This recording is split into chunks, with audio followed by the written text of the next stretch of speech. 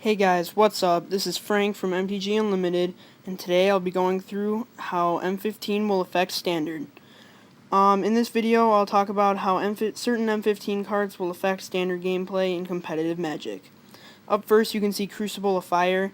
At first, you might not think that this would be in there, but as a 4-drop enchantment, you wouldn't think it'd be in competitive Standard decks.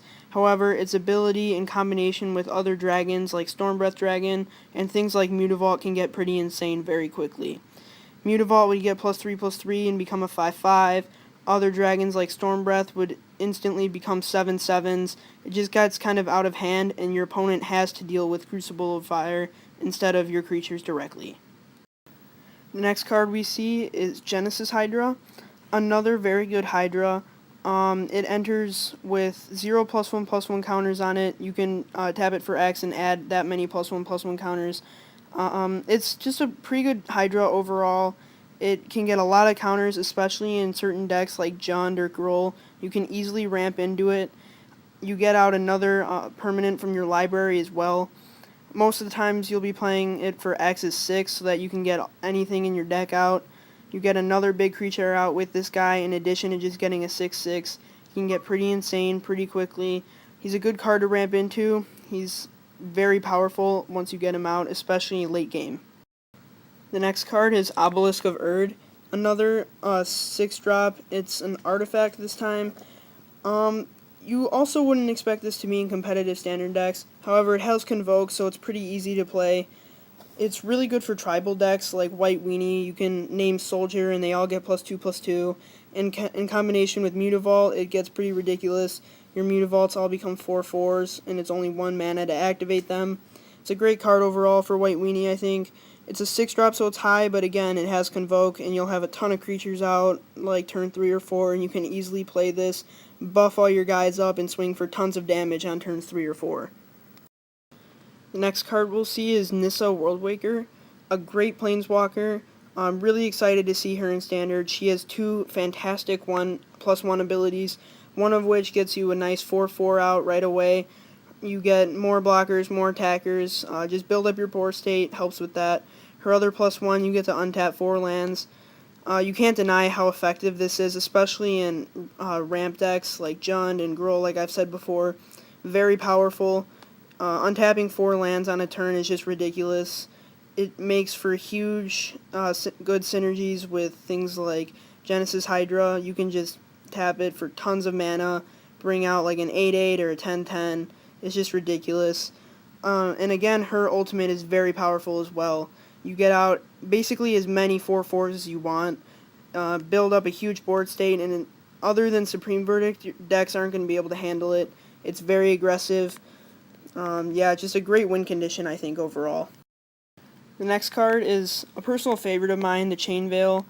As a 4-drop artifact, again, you wouldn't expect it to be in many Standard decks. However, its ability is just fantastic. You get to basically proliferate your planeswalkers, except instead of proliferating, you get to use the ability in addition. It gets really insane. It has great synergy with decks like Junk Midrange, Bant Planeswalkers, Bug Super Friends. Just great card overall. I'm really excited to see how it plays out. I don't know for sure if it'll have a slot in those decks, but I think it could definitely help those decks out. Yeah, just a great card overall. The next card I'll be looking at is Garruk Apex Predator. As a 7-drop, most of you might not think he has a place in Standard. However, like I've said before, there's a lot of ramp in Standard with things like Sylvan Caryatid, Nykthos, and Elvish Mystic. It gets pretty ridiculous. I could see you easily playing him on turn 5. As a 7-drop, again, he's high, but he also enters with 5 loyalty counters. He's a very versatile planeswalker, can do almost anything. There's not much to say about his +1 abilities other than they're really good. Kind of just defeats everything in the format. Very good overall. He can take care of pretty much any problem that you're going to face. When you get him out, your enemy has to deal with him, otherwise they're going to lose in the next couple turns. Overall, just a great planeswalker. I'd recommend playing him in things like Jund. I'm not sure if a green-black deck will emerge with him, but I doubt it. Overall, still pretty good. The next card is Ajani Steadfast. He's a really exciting new planeswalker, especially for White Weenie decks. However, as a 4-drop in aggro decks, he's kind of at the higher range of the curve. However, he has really good abilities for those decks. His +1 ability is just pretty ridiculous early on. Just giving one creature +1/+1, lifelink, first strike, and vigilance until end of turn can get insane. Aggro decks can get quite a bit of damage through with that ability, take out one of their creatures maybe.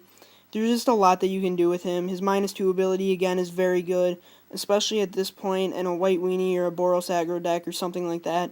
You're going to have tons of creatures on the board by the time you play him.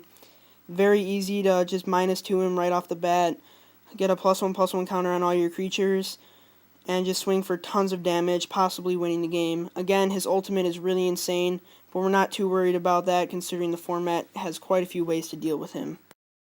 Now these next cards I'm not too excited about. Painlands overall, I mean, they're pretty good. Not as good as Shocklands, I think. However, they'll still help speed up the format a little bit. They're better than Scrylands. It's going to create quite an imbalance in Standard, though. These colors are obviously going to have an advantage over the other colors.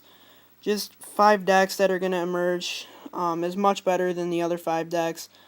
Overall, I mean, they're pretty good. They definitely help with being able to ramp into cards and mana fixing overall. There's not much else to say. I think they're pretty decent, but oh well. Shocklands are rotating soon. I think they'll definitely take their place. So, thanks for watching. If you could please hit that like or subscribe button below. Please tell your friends about my channel. Thank you very much, guys.